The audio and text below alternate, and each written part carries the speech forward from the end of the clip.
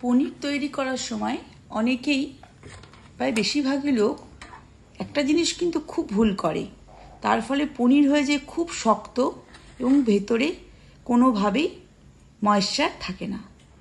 এইভাবে পনির তৈরি করলে কিন্তু ভেতরে ময়েশ্চার থাকবে, পনিরটা সফট সুন্দর হবে এবং বেশ কিছুদিন সুন্দরভাবে সংরক্ষণ করতে পারা যাবে। আমি তাহলে এবার পনির তৈরি করা শুরু করলাম।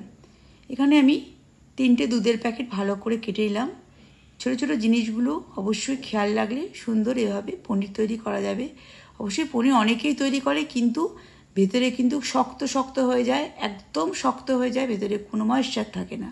এটা কিন্তু সবথেকে বড় ভুল।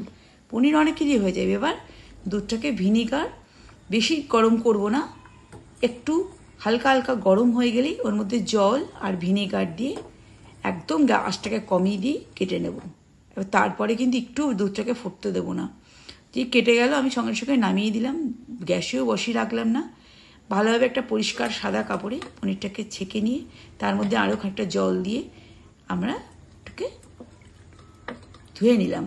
এরপর একটা হাতা দিয়ে, যে হাতা দিয়ে পনিরটা তৈরি করবে সেটাতে ভালো করে বেশ মসৃণ করে পনিরটাকে বসিয়ে নিলাম। তারপরে হাতের সাহায্যে একটু ঠান্ডা হয়ে গেলে তালু দিয়ে ভালো করে একটু চেপে নিলাম, সেপে দিলাম। তারপরে ওপরে একটা শিলটাকে ওপরে থালা দিয়ে ওপরে শিলটাকে দিয়ে দিলাম। থালাটা অবশ্যই দেবে যে সুন্দর পনিরটা সুন্দর হয়। এবারে শিলটাকে দিয়ে দিলাম, সাবধানে দেবেন শিলটা যেন পড়ে না যায়। উঁচু নিচু থাকলে কিন্তু চেপে চেপে দেবেন। ব্যাস, ঠিক দেওয়ার থেকে ঘড়ি ধরে 12 থেকে 15 মিনিটের মধ্যে খুলে দেবেন। ওটা কখনো 15 মিনিটে বেশি করবেন না, তাহলে সুন্দর একটা ময়েশ্চার, একটা সফট, এরকম সুন্দর পনির পাওয়া যাবে। ভিডিওটা ভালো লাগলে লাইক শেয়ার সাবস্ক্রাইব করুন, ভালোবাসা দেবেন। নমস্কার।